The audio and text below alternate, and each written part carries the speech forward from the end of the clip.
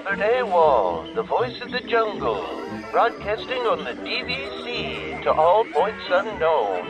If you're within the sound of my voice, you're listening to Welcome Home Podcast on the DVC.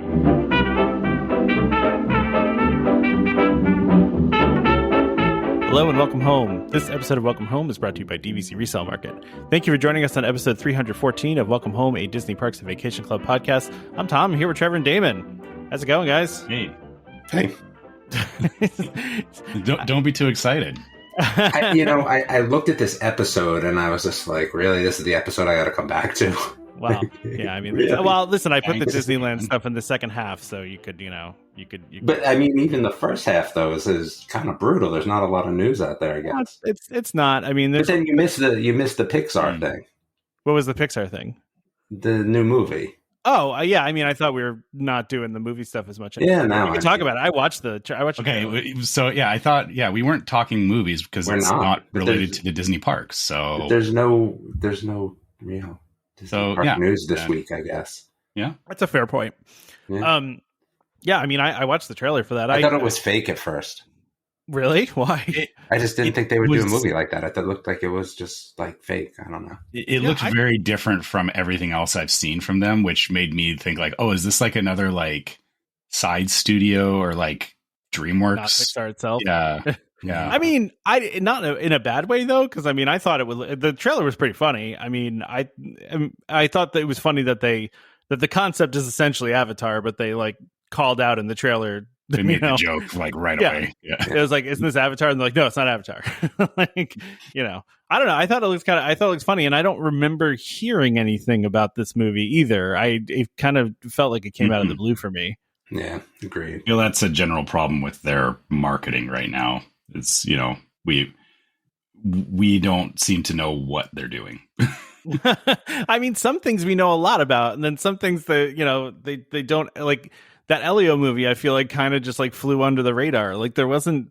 I mean, there is about that, but it just wasn't a good story. Like who cared? But then they had it got great reviews about it. Yeah, right. I mean, that was I just didn't care. I mean, it got great reviews. I mean, people said it was really good. Didn't it lose money then, or no? I have no idea. I don't. Yeah. I actually don't know if it did well or not. All I know is that I bought some Elio's pizza the other day, and they had the most obvious cross marketing thing ever of having Elio on the Elio's pizza box. Oh, they did have him on there? Yeah. Okay. I was like, how could you not though? Like you have a pizza brand named Elio's. Like it's true. Seems easy. Yeah. Yeah. It was like the simplest crossover ever. So there were a bunch of other stuff too. Listen, I didn't go and see it, but that's not an indictment on the movie. It's really just I don't know my daughter's really interested in like a sci-fi kind of movie, like that's not really her jam. So true.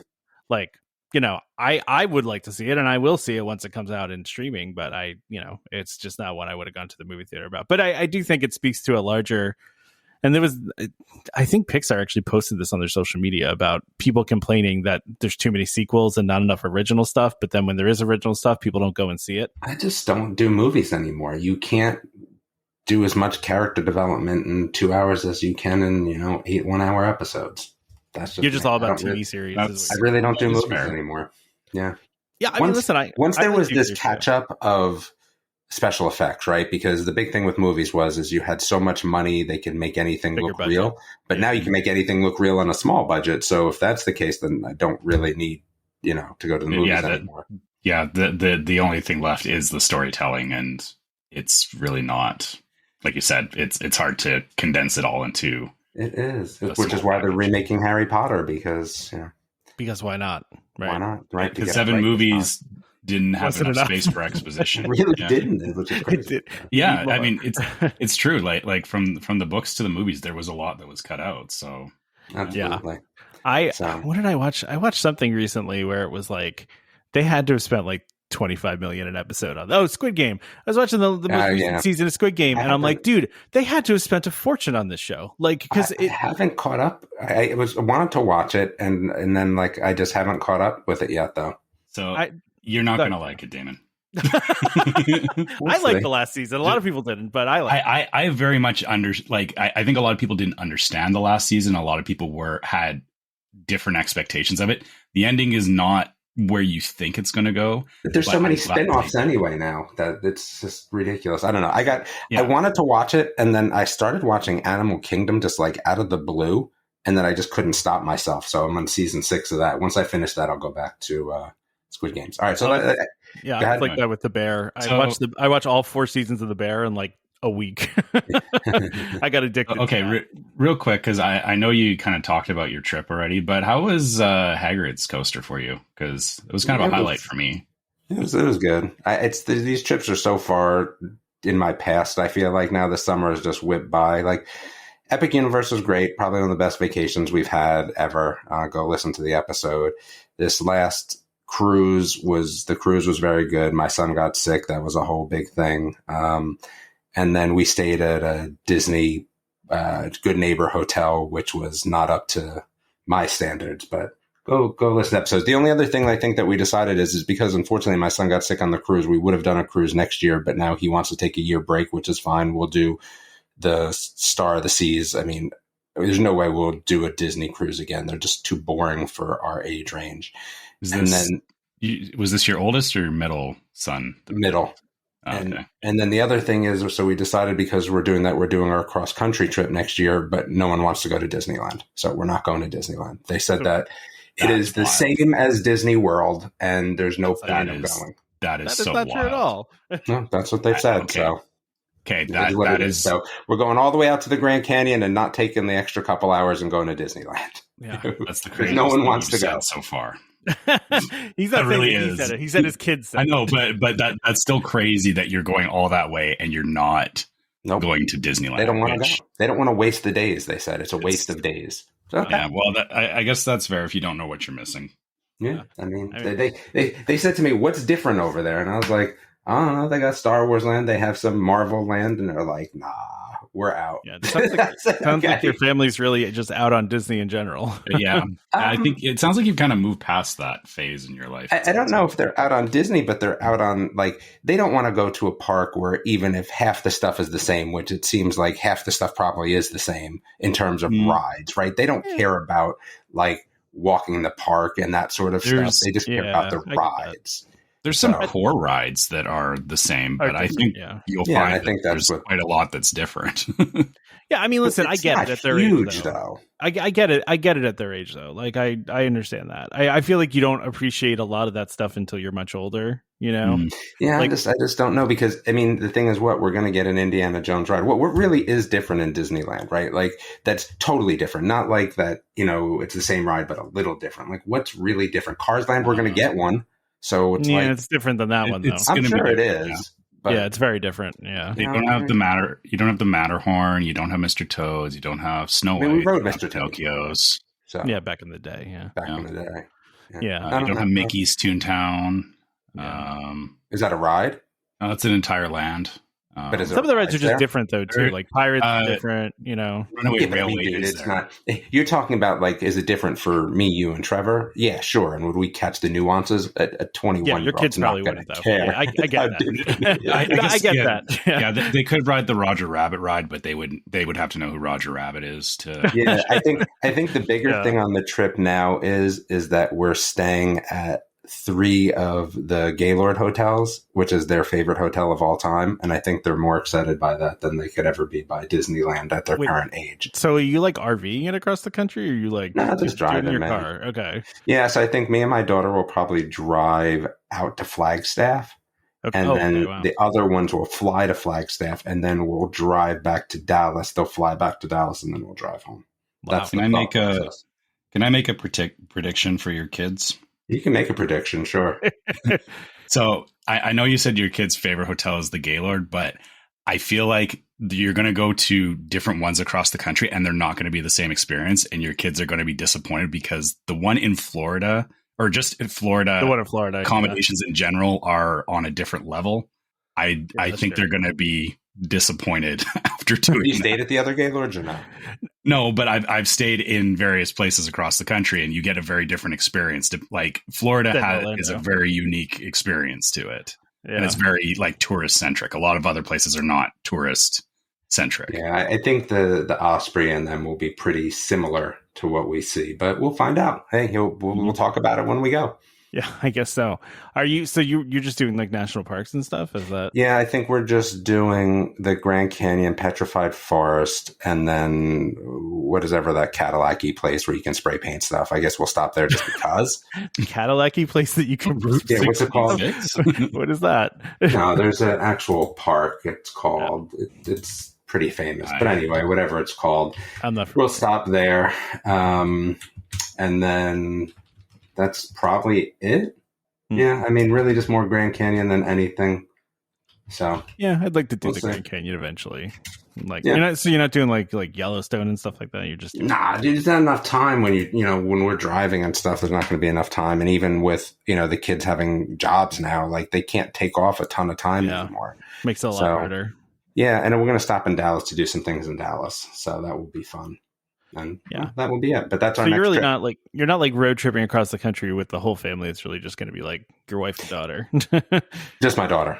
Just your daughter. Your wife's not going. Okay. No, because she's again with work, so she'll fly out to Flagstaff. Oh, okay. So we have actually the people that did our cruise are actually planning the trip for us, which is good, which makes it a lot easier for us. I like them. They worked out great. And I'm going to tell you something. Royal did, man, it was a fun vacation. Which ship were you on? Utopia. It's huge.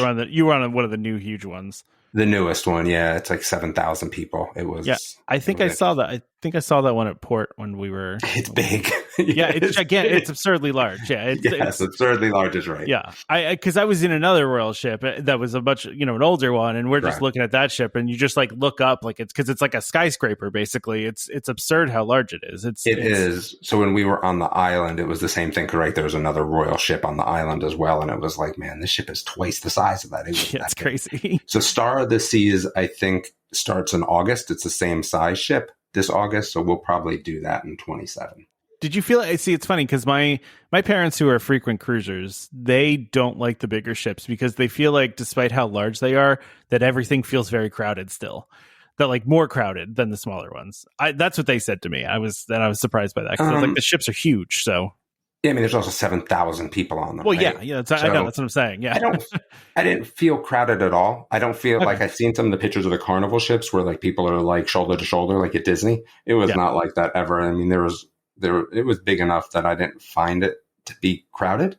It wasn't sparse. Like a Disney ship is a little bit sparse in terms, like, which is good, right? Like, again, like there's not a ton of people. Like you could be walking down a hallway and it's just you on a Disney ship. Absolutely. Yeah, it's not like that. That's for sure, right? But it's not like being at the parks either, right? It's not like it's not shoulder to shoulder. Like no. And the thing is, and if you don't ride the elevators, you're fine. The elevators obviously can get a little busy, but like the ship's big, but like you can still walk stairs. So. All right. Yeah. That's interesting. I actually don't know what my next vacation is going to be. I mean, I don't know if I mentioned this, but we're doing a thing up at the Philly Zoo in a couple weeks.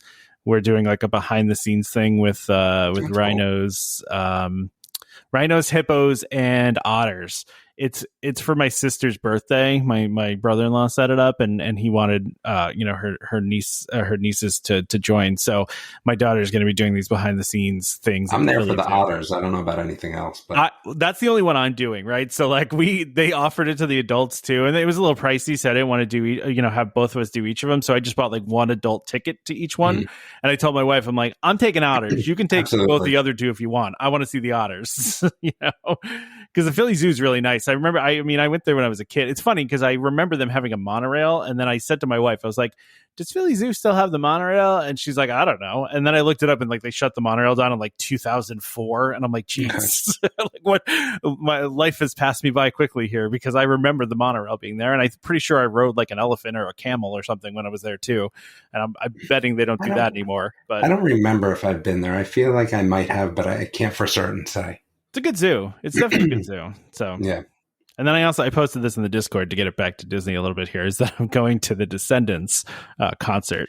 Yes. The Descendants /Zombies concert. I saw it and I was like, I got to take my daughter to this. She's like obsessed with these things right now. She'd never been to a concert. I had to explain the concept of a concert to her, which was I think she'll enjoy it. I think she will too. I mean, I think it's going to be great. Like, I'm looking forward to it. I tried to get my wife and daughter to just go by themselves, but my wife's like, I really would like you to come, and I'm like, all right, fine. I got roped into it, but yeah, no. Listen, you could say what you want about Descendants and Zombies, whatever. Is they make catchy songs, man. Like, hey, they're stuck super famous people in them too. Like, those people have gone on to do other things, and they're still doing those shows, which is crazy to me. I mean, you're not getting any of the big people anymore. Yeah. Dove Cameron, Milo. You're not getting Milo there either. But I think it will be enjoyable for you, I'm sure. Yeah. I'm just disappointed they're not coming to Charlotte. It's weird that I have to go to Greensboro for it. But it's probably just like a scheduling thing. I mean, Greensboro is way closer. I can leave after the concert and, drive home and not have to stay there overnight. Like, if I went to Raleigh, we'd probably have to stay overnight because my family would be too tired. I would be fine, but they would probably want to stay somewhere. So this way concert's over, drive home, There you go. I am looking forward to it, though. It should be fun. So anyway, anything else we want to talk about before we get started here? Not a lot of stuff going on, to be honest. It's a little bit of a quiet. Well, it's not really quiet. I mean, they're they opened a couple things here, but that's part of why it's more quiet, because the test track thing's done, the new parade's out, all that stuff is happening. So it's we look for new announcements and new news and stuff like that. So, but listen, I wanted to talk about this article because it's talking about Disney Imagineering for moving the AI bar using those BDX droids to they're basically using AI in those droids and having that. This was on like a video somewhere where they have they have like a virtual environment that they built for these droids where they basically are training them in this virtual environment in a bunch of different like scenarios. I think you watched that one, Trevor, right? I briefly remembered looking at that, but so from this article, it sounds like they're just trying to enhance what they're able to do, or like I mean, I don't fully understand what it is they're trying to accomplish here. Yeah, I think they're trying to train them faster and then also make them more autonomous, but then also like make them, from what they're saying here, to emote more, to be more human-like, I guess. Okay. Because what the quote is here is that a process that used to take years can now be done in days and weeks, and gives us the ability to bring our characters to our guests in a speed that's unmatched in terms of the way we worked in the past. And then, they're saying that what sets them apart is their spark of personality. And I mean, listen, I when I've seen those BDX droids, they do have a really interesting, like, kind of fun personality that is very human like. Because I did see, I don't know if you saw a video recently, they have shown up at Disney World now. They're in Galaxy's Edge right now, walking around. Yeah. Now, I guess, it's great that they're being fun and everything, but I feel like at some point they have to start making them like sassy the same way that like R2 is, because there's a couple that are there's some in there. Yeah, but yeah. I guess I don't see it as much, but like, R2 is, the I guess prime example, or I guess not just R2, like K2SO does it as well. But yeah, like there's, them being playful, but also like you said, that more human, like, I don't know how sarcasm or like sassiness. Yeah. Like, I don't know what that quality actually is, but, I feel like if they're going to do this, like, the emoting has to be, it has to be something that, will get a reaction out of people, not just like, oh, hey, that's cute, because you don't remember it as much unless, like, if the droid's like clapping back at you for something you said, I feel like that's a better memory than it just like, making some cute emotes. Yeah, no, that's true. Yeah. The other part they mentioned in here too is that they're saying that these droids are kind of just the beginning, and that they plan to announce a lot more free roaming things in the near future, is what they said in this article. Now, whether that will actually happen or not, who knows? But I could see them getting on board with doing more of that now. The interesting thing here is too, and they mentioned this before actually, that these BDX droids are going to be in the Mandalorian movie that's coming out next year, right? Which, of course, is such a Disney thing to do, right? Yeah, I mean, I don't have a problem with it. I'm just saying, yeah, why wouldn't you do that, right? Like, because then you can promote. You're taking them from the park, putting them in a movie, and then they're going to promote them back to the park, right?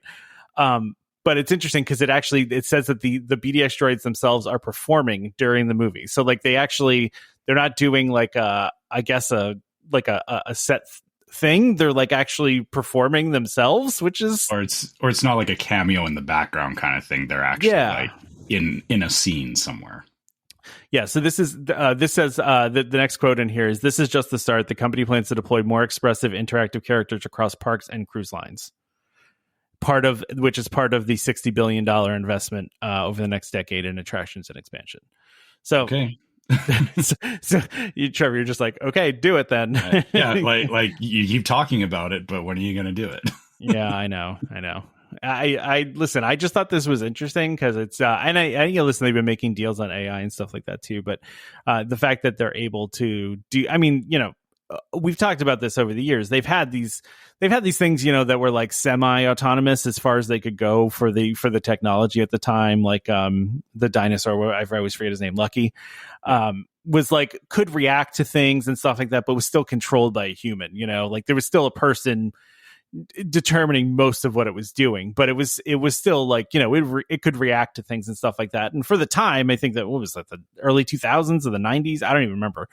But I mean, at the time that was pretty innovative and stuff. But now obviously this is moving a lot more quickly, and they've made a lot of partnerships with some pretty heavy hitters as far as AI goes. So, although Trevor, I thought about you when I was reading this too, because I was like, because we talked about this before of like the Simpsons episode where they're in Itchy and Scratchy Land. And that's all I'm thinking about is you're describing all this to me. Yes. I'm like, yeah. And the problem is that we don't have the single shot disposable cameras to defeat them like they did in the episode. Yeah, right. Well, you got flash on your phone. You got a flash on. Right. It's not the same because they can override the flash, right? Those things are. You need an independent. They'll shut your phone down, is what you're saying. Yeah. So yeah, we need to have some Kodak cameras on hand just in case. aren't those kinds of things? Aren't they like kind of sort of making a comeback? I feel like they like. Yeah, my daughter uses them all the time now. Does she? The thing is, she uses the print, so it's not necessarily the cameras anymore. The Polaroid ones, or the because the Polaroid thing came back.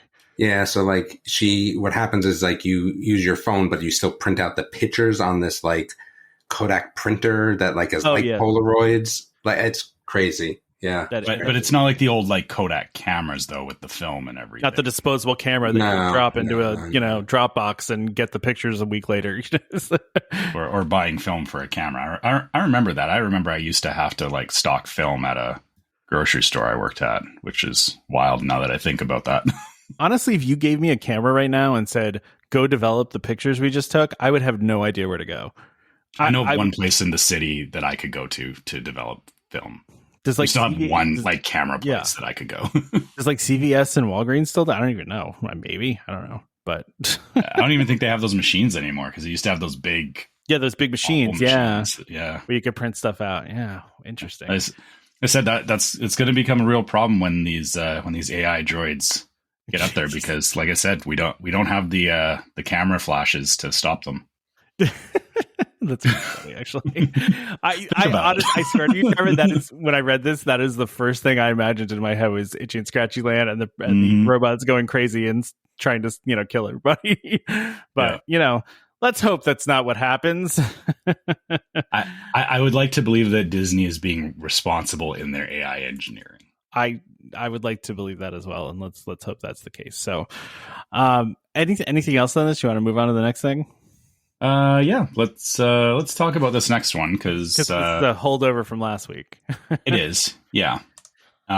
So, okay, this is a little bit of a clickbait title you have in here, but I didn't write the title. I know, but whoever wrote this is Disney reportedly planning for a full reboot of a major franchise, and it may be for the best. Well, yeah. Okay, which one? It's Indiana Jones for anyone that's wondering. I'll save you a click. So, I mean, honestly, Indiana Jones, I feel like they've tried to reboot it a couple of times and it hasn't quite hit, but it's definitely worth trying again because they are trying to, bring it back. They're doing the new ride in Animal Kingdom. Yeah. And it is a mainstay, right? It is something just like all of Disney's IPs, honestly, is, it doesn't mean every year they have to revisit it, but it is worth them trying to revisit it. And so the big implication of this is obviously recasting the main role, because I'm pretty sure you just can't, though. You can't. It's hard, right? No. It's too iconic. Well, no, you can't for us, but that doesn't mean that you can't for a younger generation. That is the younger generation not even going to watch the movie, though. You don't know that. You're just going to curse, David. No. Okay. No. Just I see this as it's the same thing that happened with Solo, right? It's not really Harrison Ford, so no one really cares. I think this is a bad move. I think that there's no reason that we need an Indiana Jones ride in Animal Kingdom. You could have made that anything else with any new IP. You want to go back to the IP and then redo Indiana Jones? Indiana Jones is Harrison Ford, and Harrison Ford is Indiana Jones. It doesn't work. I mean, so. I'm just trying to think of when like an iconic franchise has recast some the main character and then it's worked okay. I mean, listen, obviously there's been a million Batmans and a bunch of Supermans at this point, right? So that seems to work. Sometimes. thinking of Disney movies that have recast. Who would you even have in this role? I got to go back, or I have to really think back to like some of the like older 1950s movies and stuff. It just seems odd that they decide to stick with this in Animal Kingdom. Like, for me, fine, great, right? I love it. It makes sense. For their upcoming paying people, it just doesn't make sense. But that's why they're going to reboot it, though, right? They're going to try to reboot it. I'm saying, and make it relevant for this generation, right? But why not just make it a ride that's either no IP, like Dinosaur, right? Like, what if they made that ride Dinosaur? Yeah, Dinosaur was not a no IP ride. It had a movie. It technically had a movie tied to it. Yeah, technically, it was a bad movie, but it was not a good movie. Yeah, so I just think that Indiana Jones does not fit this current up and coming generation, and I think that they should have done something else. But they could update it though. I mean, they could update it all you want. I don't think that sort of movie, an Indiana Jones archaeology based movie, like I don't think archaeology is the new hotness, right? Like I don't. Well, that is a fair point. And I mean, like the last movie did not do great at the box office, right? I would argue Indiana Jones. I know his title was archaeologist. He was not doing anything close to archaeology. That's a fair point. But I do think there's a big question of who you even replace him with, right? Like even this article mentions like, do you cast the same guy that was young Han Solo? Like, because he was passable as young Harrison Ford. What? Solo did terrible though. It did, although I liked it. I enjoyed it as a movie. I think the hard part is kind of to your point that, Harrison Ford is the current iteration of Indiana Jones. I think part of the reason that Solo didn't do as well is that they were very much just trying to emulate what Harrison Ford brought to the character. And the hard part is actually kind of going back to what we're talking about with, new movies and independent IP and stuff, is that they do have to take a risk. And I think if they want it to work, it has to not be a clone of Harrison Ford, you can't go like, well, he kind of looks like him or he kind of acts like him. Start new. There has to be a new, Like, what is the IP? I mean, the IP is about a, Tomb Raider, Indiana Jones explorer-esque person that goes around finding hidden, or I guess the intersection of it is in my world it's the same thing as the Uncharted series, which is, video games, Tomb Raider, Indiana Jones all fall in the same thing as, somebody who is an adventurer doesn't necessarily call themselves an archaeologist. They're always in different roles, but they're going Why on does it need to be in the hidden Indiana Jones universe? Like, because it's the Indiana Jones universe. It's just a recognizable IP. It's a recognizable. It's a hook to get people in. But the IP is nothing except our current world, right? Like, there's nothing really different about it. With some mysticism to it. Yeah. I almost feel like the IP is the outfit, the music, and the whip, right? Like, that's like the IP, right? Because it's like, the music is iconic, right? Like the Indiana Jones theme song, iconic, right? And the whip thing and that whole outfit is very iconic. Like, I feel like you could put somebody into that. I mean, but I feel like they could also modernize it too, because all the Indiana Jones movies take place, like 100 years ago, basically, right? Like, yeah. Just trying to do math in my head. I don't know. I just don't see the IP being distinct enough. I think Harrison Ford carried it, and then I think that's the problem that we're going to see, because the IP doesn't have this distinct level of like, hey, well, what's different about this IP, right? And I don't know. I think I listen. I love the movies, but I love them, I think, because of Harrison Ford and because of what we saw. Like, what else are we going to find, right? He found a lot of important things, like, what else is out there? I'm sure they can figure some stuff out. I'm sure there's stuff out there, but like, I don't know. For me, I think this is a miss. I think that they really should have re-IP'd that ride in Animal Kingdom to something, I don't know, also a little bit more kid-friendly. I mean, that's kind of the whole point of Disney. Yeah, I mean, I feel like Indiana Jones is still pretty popular, though. I mean, even despite the last movie, it's popular with like 8-year-olds, though. Not 8-year-olds, but I mean that video game they had came out was pretty critically acclaimed. I think that did pretty well, too. The funny thing is, well, hold on. I'm not sure. So hold on. Here's the interesting thing: is to your point, the 8 and the 12-year-olds. My kid growing up, he knows what Uncharted is because we played Uncharted, and there was. We're not talking about Uncharted, though. But the video game. Hold on. But Uncharted, though, is very much in parallel to what Indiana Jones does. It's the same formula, right? Yeah. So. However they bring back Indiana Jones, if if they've got plans that it's not just going to be we release another movie, but the ride, kind of like other things is they hook it back into. There was an Indiana Jones game that came out last year that actually got a whole bunch of great reviews. That's what I was talking about. Yeah, it got great reviews. Yeah. So if they start tying all that in together, that makes it relevant to a new audience and new kids that are discovering this stuff. Then again, it starts the cycle again where they can go, hey, this is a relevant IP in the park. It's not just, something dated, but everyone has their own tie back to it, right? We like even us, we say, we like classic Disney. What I think a lot of us like is 80s Disney, which is really not classic Disney. It's just a period of Disney because there's stuff that goes way further back than that we don't care about. So, well, yeah, that Uncharted movie was a box office bomb, wasn't it?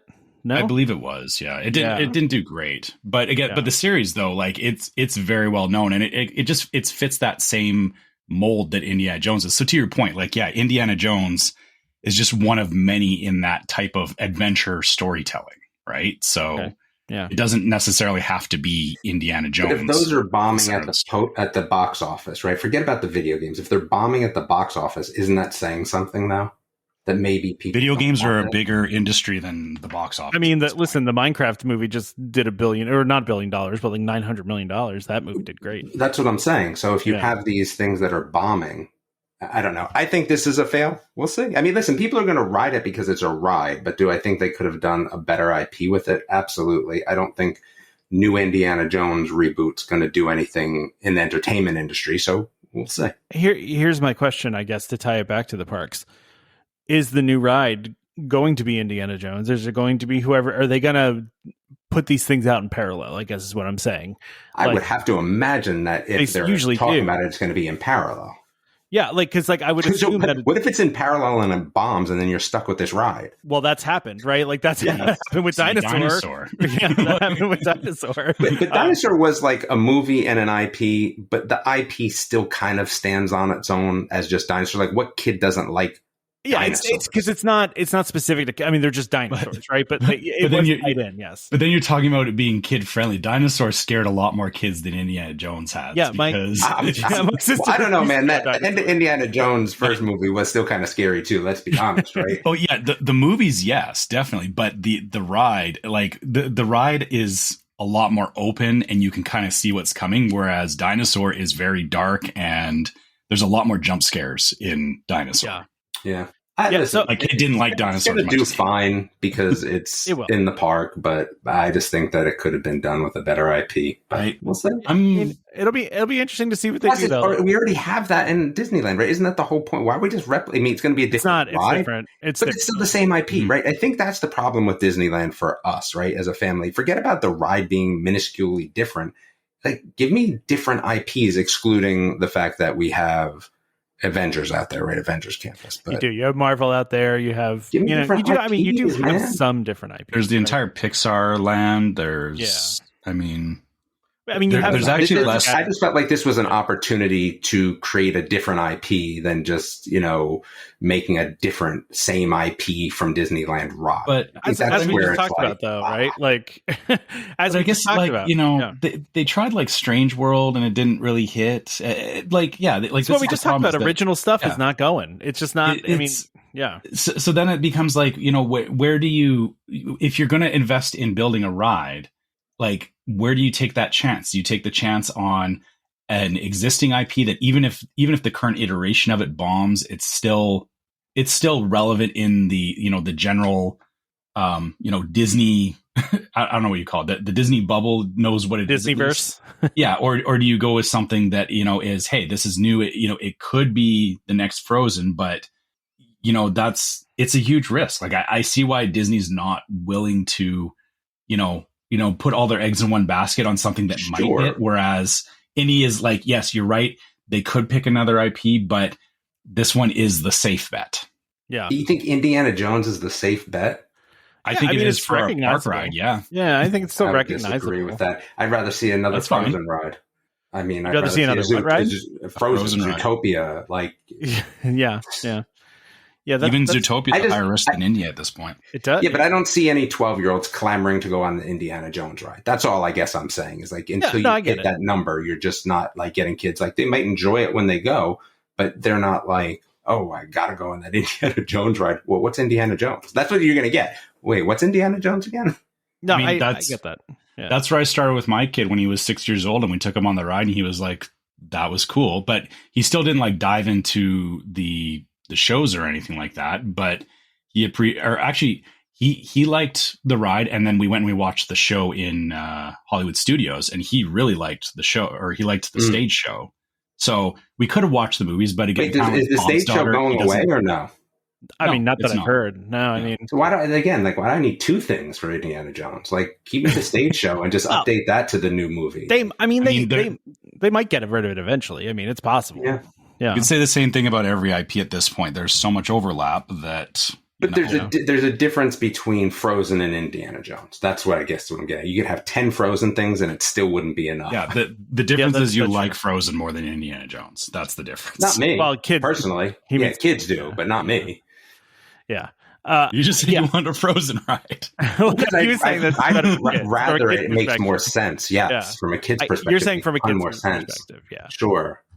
Sure. Like, Indiana Jones would make you happy, but not, my daughter. Yeah, like I'm not. I get what you're saying. I'm not saying for me, because I'm trying to just talk about the more, larger general audience. For me, great. Indiana Jones is going to be awesome. I'm going to watch the new. Well, will I watch the new movie? I wish it was a series. Maybe I will. Actually, some Indiana Jones series would be awesome. An Indiana Jones series would be awesome. We had it, and it was awesome. Yeah. Like a new one. I mean, I guess restart. Yeah. See, if you did that wouldn't be bad. No. I'll be honest. I think part of, I think the reason why we all click with Indiana Jones is growing up in the 80s and into the 90s. It was definitely like these types of movies and this type of theme, like Goonies, Indiana Jones.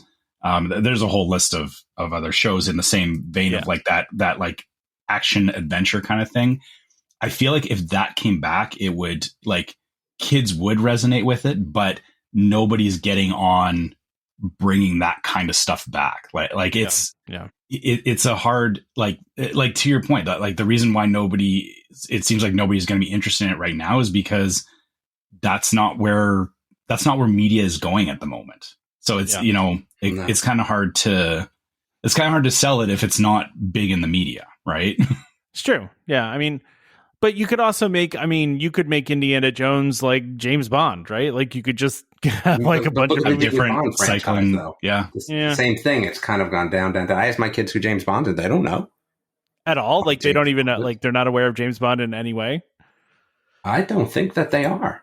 Wow. Why would I haven't thought about James Bond in like 10 years. To be fair, like, I don't really, My dad is very into James Bond. Like he has seen every. I mean, I am as well, but like my kids don't know, and I haven't watched the newer ones. I think they recast James Bond, right? I don't think that's been done. They're going to, but I don't think that's happened yet. I thought they already picked the dude. Oh, did they? I didn't see anything about that. I must have missed it. But you're gonna make me Google now. I could. No, it has not been officially announced. Okay. Yeah, because I know there's been a lot of people batted around, and there's correct. I think that's part of why. And now Amazon owns it too, so that they've been kind of. Amazon does a good job with stuff, man. I'll tell you the truth; they do a really good job with stuff. They did announce the director of the next movie. They just haven't announced the new James Bond. So, and it's a good director too. They got a good director for the next James Bond. I forget who it was though. Yeah. All right, let's go ahead and do our ad, and we'll talk about other things. But, yeah. All right, so the sponsor of this episode is DVC Resale Market. DVC Resale Market, a World of DVC company, is the leader in the DVC resale industry with 13 former Disney Vacation Club guides and 3 former Disney Vacation Club quality assurance managers. If you're thinking of buying DVC, browse the largest selection of DVC resale listings anywhere, with DVC experts on hand 7 days a week to answer your questions. If you're thinking of selling, turn to the friendly professionals at DVC Resale Market, where over 98% of listings sell within 30 days. In 2024, DVC Resale Market helped over 4,400 families join or add on to their memberships. Go to dvcresalemarket.com/welcome home or call 1-844-DVC-PROS. That's 1-844-382-7767. And when you speak to them, be sure to let them know the Welcome Home sent you. Okay. Let's I want to talk about this Walt Disney animatronic thing. Yeah. So, because it just opened this week, right? And Disney's 70th anniversary, or Disneyland's 70th anniversary was July happy anniversary, 70th anniversary to Disneyland. Yes, and they're doing a lot of things for this, and one of them is this new Walt Disney show. And first of all, Trevor, have you watched any videos of this? I mean, oh yes, a couple of times. Yeah. So, and I read a couple articles about it too. The thing that stood out to me the most, and I don't want to say creeped me out, but it kind of did, was that he goes from leaning on his desk to standing and then takes a step. And there's no discernible cables or move. You could see the floor he's standing on. I have no idea how this is working. It's a freestanding animatronic. Yeah. Like similar to some of the other ones that they've demoed in like Duke Weaselton.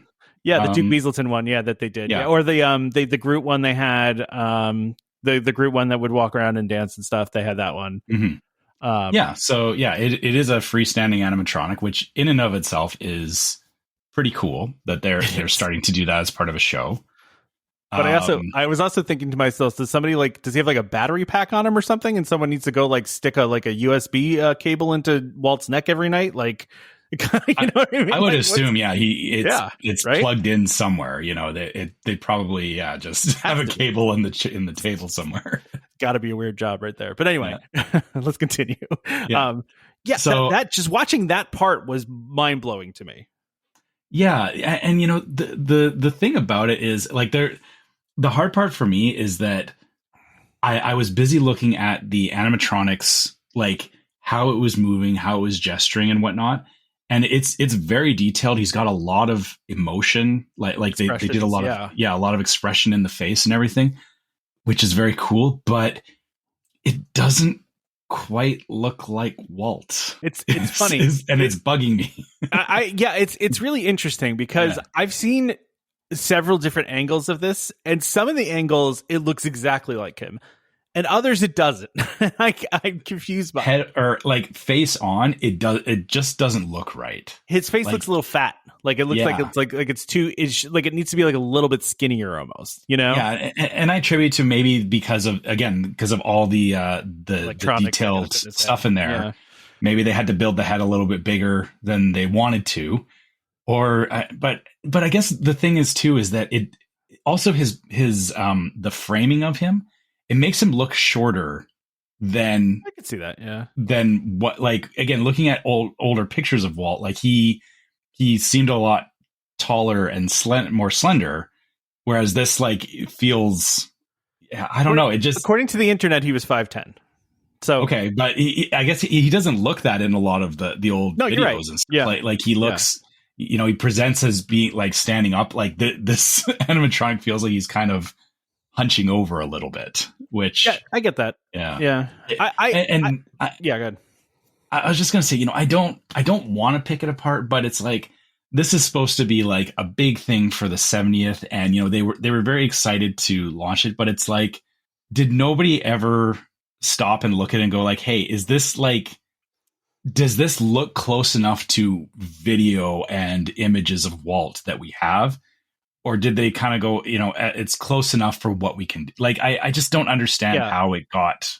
I've read that they've already made modifications to it to make it look a little better too. I think it's probably one of those things, Trevor, you know, like if you're really close to something and you're working on it for a long time, you kind of lose perspective on it.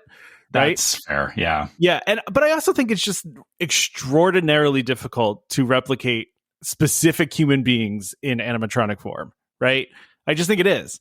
Especially it's, you know, somebody we have so many videos of and things like that. Like, you know, characters from like, you know, cartoons or like books and stuff like that. Those are fairly easy because you can have some nuance there. But people are just really difficult, I think, to nail. But I also think, you know, they talked a lot in these articles about how they created all these new facial expressions that they've never done before. And kind of what you were saying, Trevor, it's like they may have had to fit so many electronics in that head that it might have caused them to have to make it a little bigger as a trade-off, you know? The thing that got me, though, did you read about the twinkle in the eyes thing? No, I didn't. Okay. But... So they did something different here where they figured out the concept of the twinkle in somebody's eye, you know, that whole idea. They figured out why that happens in human beings. Like why, like you can, you know, sometimes we'll kind of see like that glimmer in someone's eye, and then replicated it in this audio animatronic. So the eyes specifically have like extra emoting going on in them that we don't necessarily even cue or pick up on consciously. Yeah. Huh.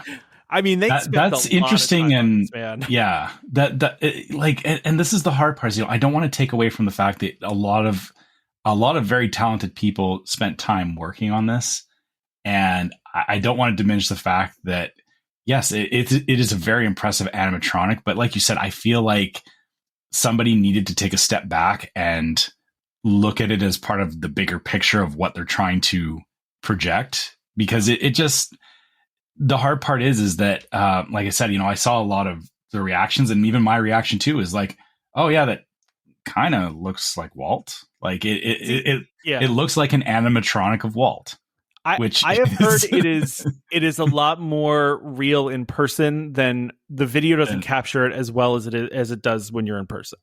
Is what I've heard a couple people say, that they saw video of it later. The same thing as the new test track. Actually, I heard a couple vloggers saying that the test track stuff was impressive in video, but it's like 10 times more impressive in person. Like the video just doesn't capture it very well. But yeah, there's a whole thing about how they figured out how to recreate a twinkle in his eye, which is kind of nuts. That's leading towards the animatronics with the laser eyeballs. The laser eyeballs. Back to the itchy and scratchy thing. Walt's gonna walk off the stage and just start. That twinkle's got to be a light source of some sort. I mean, they've got an LED or something going on in there. I'm trying to find where it was, because they I found like a really detailed explanation of how they did it, and like it. Yeah, they like really I mean, this is the most advanced animatronic they've ever made by far. Mm-hmm. Like, because they did a lot of things in here that, you know, that they've never done before. So, and I mean, from what I've read, no one's ever done this with the stuff they're doing. But I will say the people that I've seen that have seen it in person, I've, you know, looked at that have actually seen it in person, have said that it is really like moving and really amazing. And in fact, his family said the same thing. So, I mean, I don't know. Yeah. Take it for what it's worth. I agree with you. When I watched it, I was like, that's interesting. But then I also like saw different angles and I was like, he looks different from every angle. Like it's confusing, you know? And maybe this again goes back to why I say, in general, I try to have a policy of not spoiling things through watching videos for myself, because maybe this is the same kind of problem, is that, you know, I'm looking at this through a video and I'm generating a certain impression of it. But like you said, the actual in person, how the effects land, seeing it in person gives a very different impression. And the hard part for me is watching it ahead of time. I already have the preconceived notion in my head, so it kind of ruins. It ruins watching it in person, because I'm already like, I see that thing that bugged me when I watched it on the video, right? Yeah, but I get it. I mean, I'll admit, like for this kind of thing, like, yes, this is, in Disneyland they had great moments with Mr. Lincoln. This isn't the same kind of thing. Is that I will admit I don't spend a lot of time when I'm in the parks stopping to watch shows like this. So, I watched the YouTube video because I was like, I'm probably not going to, or I shouldn't say probably not.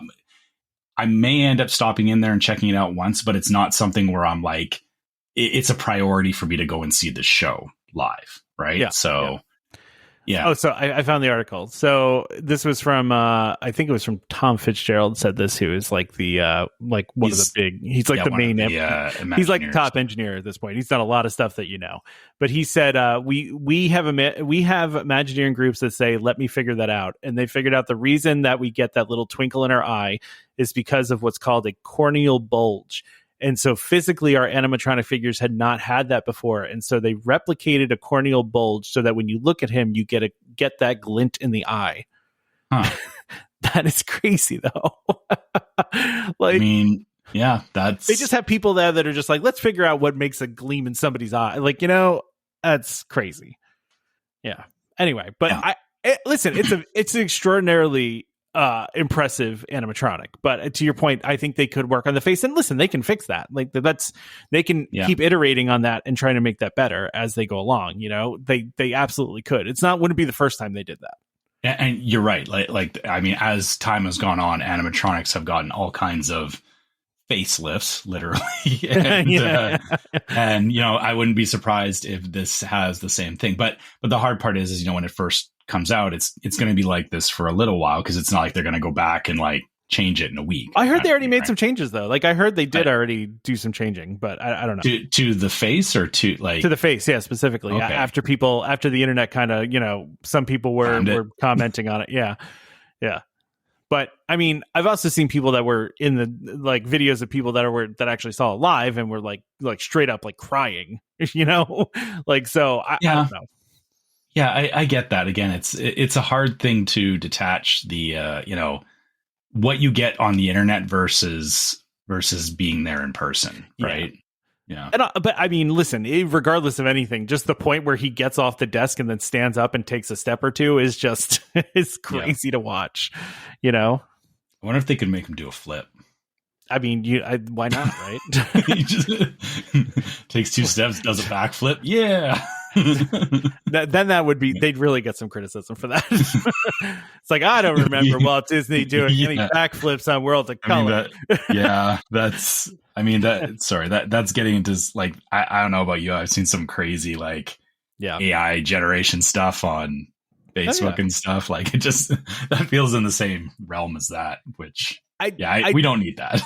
I do think it's kind of cool, actually, by the way. I don't know if you saw this part, but they're still doing the Lincoln show in there too. They made a giant turntable that basically flips the whole thing around, which is pretty cool, actually. It's kind of the same idea as Carousel of Progress. Yeah, exactly. Except I guess the inverse of it, because I do seriously wonder though, like are there wires attached to this somewhere, or is it just battery powered and they can get through a day and they just got to go and charge them at some point?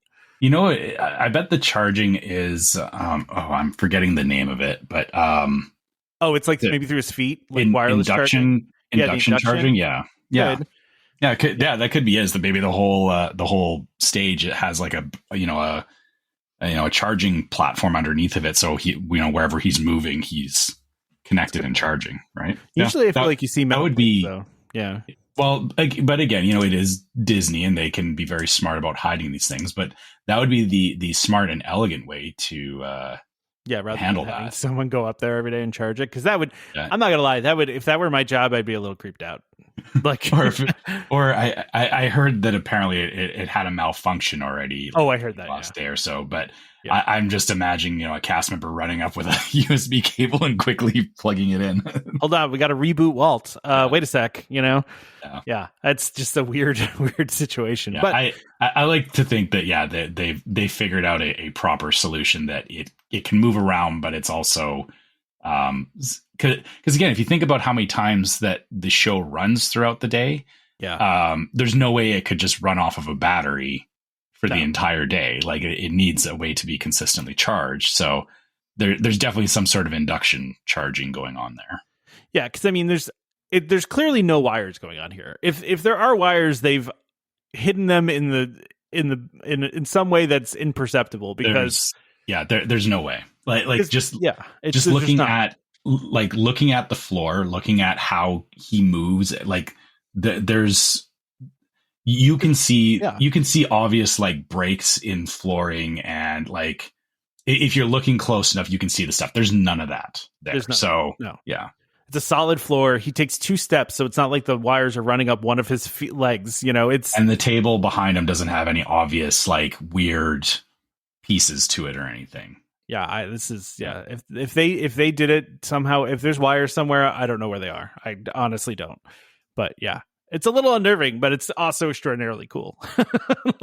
If this is the stuff they're going to be doing, I mean, listen, not every animatronic's going to be doing this, but if they do this kind of stuff more often, I mean, it's Tom, don't ruin our dreams. We should be allowed to believe that all of the animatronics, all of them are going to be freestanding, just walking alongside your ride vehicle, and I mean, that'd be kind of cool with you, wouldn't it? Yeah, right. I mean, I wouldn't object to that. Yeah, there's a Universal ride. I think it's in I want to say it was Japan or something. It was like a Jurassic Park ride. I don't know if you watch videos of this one, where they have a dinosaur that runs after you, and it's a huge T-Rex kind of thing, and it but they do it by hiding stuff, right? And but it looks like it's running after you. But if you look, I watched a video of it, and you can actually see the wheels that it's on. And I was like, you got to do a better job of hiding that. If you're gonna have something this cool like that, where it looks like it's running at you, at least hide the wheels. I would argue when you're there in person, you're probably not looking unless you've been on it enough that you're the effect is lost on you. You're not looking for the extra wheels and stuff. They don't. It's true. Yeah. They don't have to always hide it so obvious or hide it so well that it just felt a little too obvious. It felt like they weren't even trying to hide it. That's what bothered me about it. But it was very cool. I mean, don't get me wrong. I saw it and I was like, wow, that's impressive, because they had some really large dinosaur animatronics there, including one, like I said, that chases you in your ride vehicle. And they were pretty clever about how they did it. And but again, I also think to myself too, that ride is one of those that it's if the animatronics are not working, it's probably not worth going on the ride. You know what I mean? Right. There's plenty of rides you can go on where if an animatronic's not working, it's all right, whatever, fine, no big deal.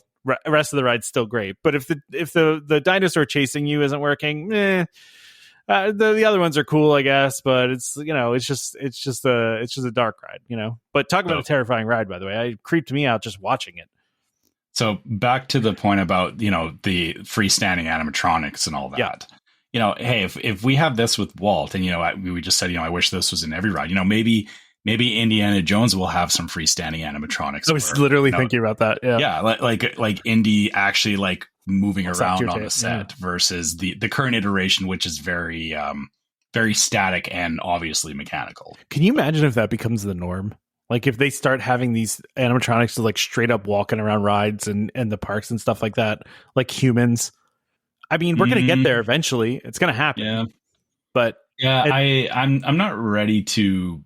You're not ready for that yet? Yeah. Yeah.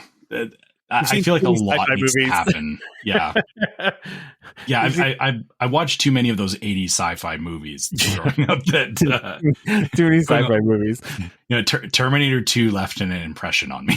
Yeah, exactly. That's exactly what I was literally. Yeah, I was just thinking. Yeah, okay. How about a peach Dole Whip, Trevor, to celebrate the 70th anniversary? Do you want a peach Dole Whip? Is that sacrilege for you to have anything but the OG? Like, no, I mean, I do. I have orange Dole Whip on a regular basis because we make our own at home, and I have both orange and pineapple because they're my personal favorites. Peach, I don't know how I would feel about a peach Dole Whip, but the fact that they're offering it in Disneyland specifically, and it's the only place in the entire world you can get it. Yeah, they made a point of that. That Tropical Hideaway in Disneyland is the only place in the entire world you can get this flavor of Dole Whip. I don't know. Yeah, good. I mean, which is actually good. I mean, we were talked about like Dole Whip is everywhere now, right? So like, it's good to have an exclusive flavor like that, you know? Yeah, I mean that's fair. As you know, it used to be that just Dole Whip period was just always at the Tropical Hideaway, there and in Hawaii. But yeah, like you said, it's become more prevalent as time's gone on. Peach as a flavor, though, I've never been a huge fan of peach anything. Okay, and that actually may sound weird because I'm pretty close to in British Columbia. There's a place called the Okanagan Valley where there's actually there's an area in there called Peachland, and there is peach groves everywhere. So like I do have access to peaches and all that, but it's never been something that I've been like this, like I need to go get a peach or anything. So I don't, I mean, yeah, it's weird because the fact that it's an exclusive flavor there, I feel like I would try it once. Would I like it? I don't think I would like it any more than the pineapple one. I just don't think peach is my personal go-to, but nice that they're doing it. I hope that this leads into, again, them trying different things. Like this comes back to, they have to try things. And if they start doing more exclusive flavors at various places in the parks, it just gives me more reason to go and visit the parks, right? Yeah. Like, even if it's not something I necessarily would like, I'll still go there and try it. Yeah, exactly. The other thing too that they're doing here, so for the 70th, they're also doing like they're doing some things in the games, in like their games like Dreamlight Valley. So like you can do some 70th anniversary stuff in Dreamlight Valley, which my wife played for a while and was really into. She hasn't played Switch in a while in general, so not an indictment on the game, but she was really into Dreamlight Valley for a while.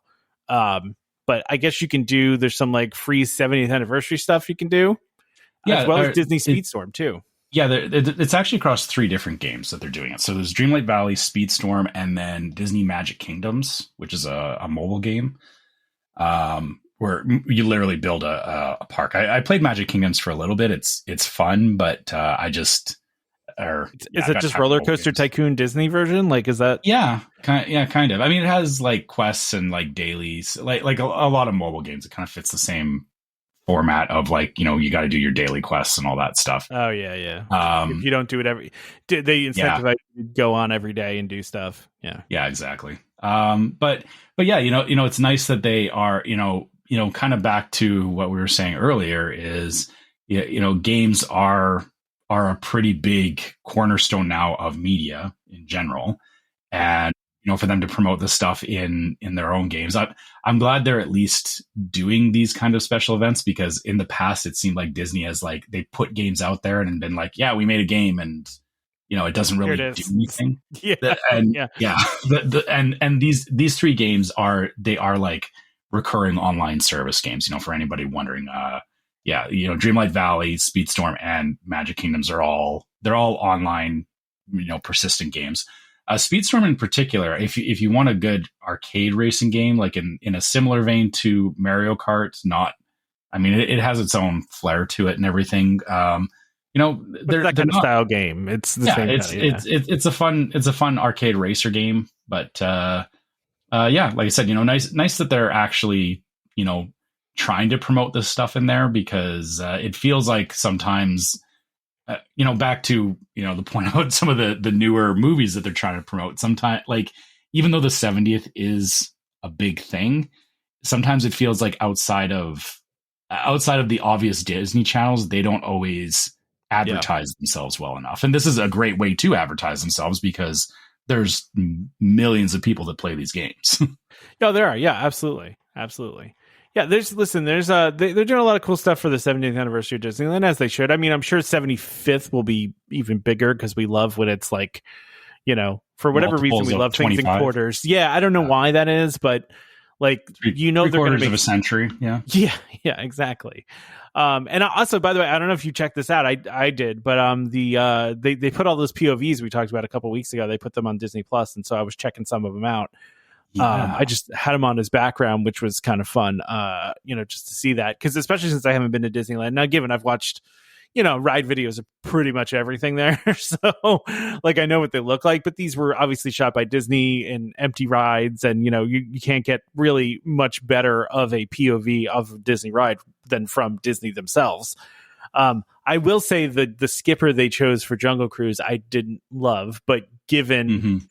there's no one else on the ride. So I feel like, you know, a lot of times with that kind of stuff, you need the other people, you know, laughing along with you kind of thing.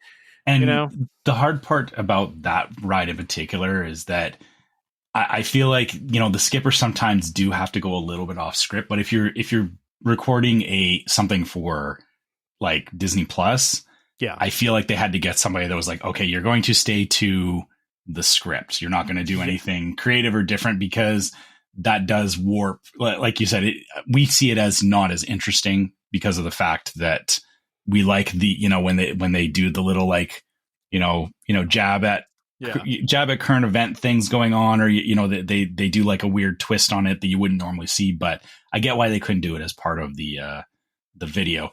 One thing I will say though, is I know you're saying that, you know, it's like a complete, like ride through. They like the Pirates one is not quite right. Like, it. What do you mean? it doesn't. The Bayou music doesn't sound right, and they kind of did the drop out of order. It like really. Yeah, they edited it like to. Yes, or there are some cuts to it. Like you can see where somebody took some artistic liberty with it. So that's actually kind of an interesting thing, is that, you know, it would be easy for them to just do the full ride through and leave it at that, but somebody is doing editing and like trying to present it differently, which honestly is kind of a bad move on Disney's part, because you're warping people's expectation of the ride that have never been on the ride. That's true. Yeah. Right. I you know, honestly, I watched the Pirates of the Caribbean one last night, and I was surprised at how, and maybe this was just a function of the video, but I wanted to ask you this because I have seen other videos like this before. But is the drop that well lit that you can see the whole thing? Because that's what, like, in the black Disney World version, you see nothing, right? Yep. But like in this video, you can see the whole track and everything. So like you can see the whole drop. You know, the first drop is pitch black. The second drop is not. Okay, so maybe it was the second drop I saw, but that was first, like you were talking about. It was like out of order. Yeah, like I said, they've done something there with editing that I don't know why they did that. Like, and maybe because they didn't want to just have black. Like maybe that was their intention, was that they're like, well, we can't just have a section of black. It's like, but that's the ride. Like, yeah. But I mean, I get that point though. I like from the perspective of somebody who is, you know, editing videos and things like that. Just straight darkness in a video is not a good thing. Yeah, you know? but I feel like that's gonna, you know, there's gonna be some poor person out there that has like a legitimate phobia of the dark that is not going to be prepared. Oh, for that first drop, and it's misrepresenting what the ride actually is. That's fair. Yeah, that's fair. All right. So yeah, like I said, I like you know, I've watched a couple of them. I enjoy them, but because I've been on the rides, it's like you enjoy that's well, it's just like it doesn't. I mean, it doesn't take away from the rides per se, but it's still like it's just a little thing that, again, you know, when you know enough about it, you're looking at and going, that they didn't do that right. Like it's yeah, I get what you're saying. Silly. Like I know I shouldn't be picking it apart like that, but Because most people are not going to notice. Let's be honest. Like the majority of people that watch that are not going to know, or even notice later on when it's wrong. I bet. But that's true. I mean, to be fair, like it's been so long since I've ridden, because it's been, I'll be coming up on 10 years since I've ridden any of the rides at Disneyland. But I have enough memories of them that, when I get back on them, it'll come back fairly quickly. But I know the same kind of thing happened to me at when we first went back to Disney World, was that I had like specific memories of the rides, but they also changed over time too. And so when I went back on them, it was like, oh, is this how this went? I don't remember. Like, you don't remember if your memory's bad or if they updated it. Like it's, you know what exactly. I mean? So I think that all the time when I'm at Disney, because I'm like, that feels different than I remember it. And I talk about this stuff all the time. And given there are times that they make small changes and, some people notice, some people don't. A lot of times the blogs will pick it up, but I don't read all the blogs, right? So, I don't know. Sometimes there's these minor changes and I'm like, wait, has that been like that the whole time? Or just can I not remember things? Because usually it's I'm not remembering things, like our memory betrays us more than we realize. Exactly. So anyway, why don't we wrap up here, Trevor? I think that's a good place to wrap it up. So, as usual, for anything that we talked about on the show today, or if you have any, if you want to share a trip report, or, just let us know about anything Disney related that you do want to talk about, you can always reach out to us at welcomehomepodcast@gmail.com. We love hearing from you guys and just hearing what you think about the show and all that. Similarly, you can find us on social media. So we are on Facebook as Welcome Home Podcast, YouTube as Welcome Home Podcast, and Instagram as Welcome Home Pics. So, check out any of our channels there. And also on Facebook, we have a group, which is Welcome Home Disney Waitlist, where a lot of the stuff that we talked about in the show gets brought up in there. But also we have people sharing their own trip reports, asking questions, helping each other out with planning Disney stuff, which is always great. We all sometimes need help planning our own trips and planning Disney vacations, because I know we have a podcast, but Tom and I are not the smartest people. So, rely on the people that are actually smart in the Facebook group to help you out with that. So, you can find us in all those places. If you want to help support the show, you can go to store.welcomehomepodcast.com. You can check out our different merch there. Again, it's, the usual stuff like t-shirts and mugs and all that kind of stuff. Anything you get from there just helps us to continue to keep the show running. Similarly, we also have a Patreon for the same reason. You can go to patreon.com/welcomehomepod and check out our different levels of Patreon support, which we have exclusive logos on Patreon. So, anybody who gets stuff through Patreon, it is a separate logo than what's available from the store. And all of our Patreon supporters get access to the Discord server, which is yet another place that we talk about various things from the show, and sometimes just random off-topic stuff as well. There's a whole off-topic section in there, which is kind of interesting from time to time. But again, just another great place to talk with other people that are interested in Disney and Disney park stuff. Last but not least, if you're listening on iTunes or Spotify or any platform where you can leave us a 5-star review, just leave us a 5-star review. There are no other stars. There is only 5 stars. There is no Dana, only Zool. There is no other stars, only 5 stars. And yes, I did a Ghostbusters reference. Yes, you did. I don't care. I'm doing that today. But also, you can write us a review on iTunes. We love hearing what you guys think about the show as well. Yeah, for example, Jamie wrote us a this is actually really prescient to what we were just talking about here. Jamie wrote a 5-star review, but said, I say this with love. Y'all need to look into what you're talking about a tad further before recording your episodes. There are few too many mistakes, mispronunciation, and general lack of knowledge, and you're just winging it.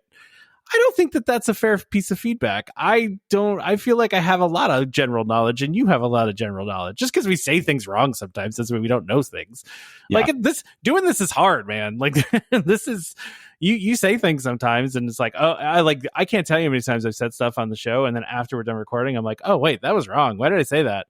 That was stupid. Like, you just say stuff sometimes, you know. But listen, I appreciate any feedback, and especially appreciate food. 5 stars. But he also said, especially food times, just general details sound like more like guessing than information. I'm trying to think in food time, like, is when we say ingredients wrong or something. I feel it was we did that the last food time episode we did, which was the Disney Springs, the Florida one. Yeah, the Florida. Yeah, I think the thing is that we didn't understand the context of a lot of the Florida specific stuff. So yes, you're right. We didn't educate ourselves on the nuances of Florida cuisine, which that's fair. I will take all feedback completely. I do take feedback. I do feel like general lack of knowledge feels a little harsh, because I don't feel like that's true. I know a lot about these things. We make mistakes. We do, by the way, we try to fix those mistakes when we make them. We do. So, yep. And there's a lot to know about Disney. Like I don't claim to know everything about Disney, because there's way too many facets of it to know everything. So yeah.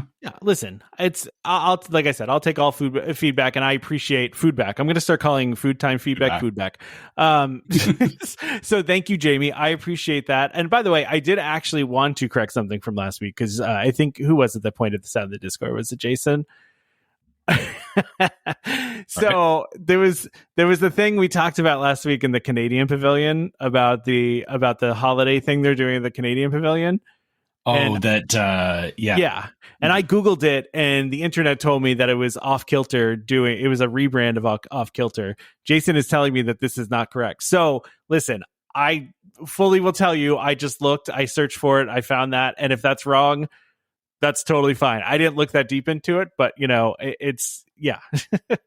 So we're not paying super close attention to all of the things that happen at Disney, because frankly, I don't think either Tom or I have the time to know the entirety of Disney lore inside and out. Yeah, no, listen, and sometimes I just you Google stuff and it's not always right. Like, I'm not I can't. Yeah, the internet betrays us too. Yeah, but I appreciate when you guys correct us on these things. And if there's Jamie, if there's specific things we got wrong, send me an email. I would love to know, because I will correct all of them. So do that.